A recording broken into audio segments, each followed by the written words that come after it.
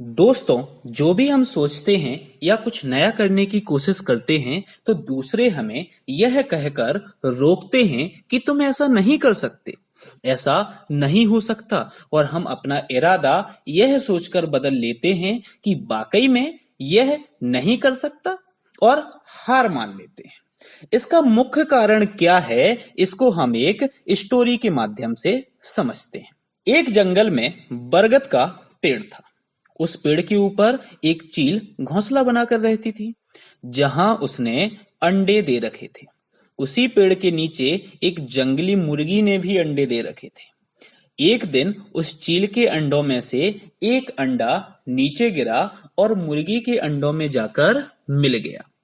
समय बीतता गया, अंडा फूटा और चील का बच्चा उस अंडे से निकला और यह सोचते बड़ा हुआ कि वो एक मुर्गी है। वो मुर्गी के बाकी बच्चों के साथ बड़ा हुआ।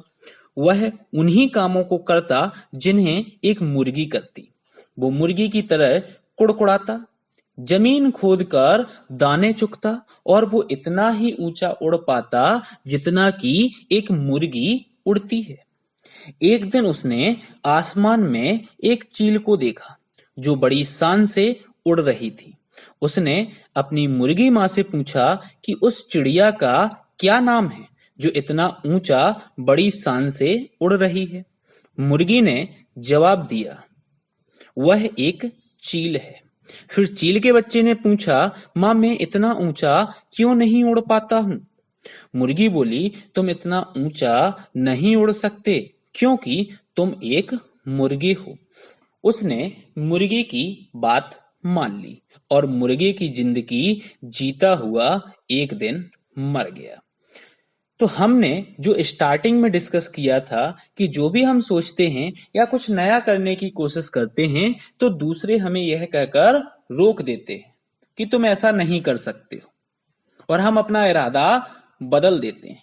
इसका मुख्य कारण इस स्टोरी से यह समझ में आया कि अपने ऊपर भरोसा ना होना, अपनी शक्तियों पर भरोसा ना होना, अपने काम पर भरोसा ना होना।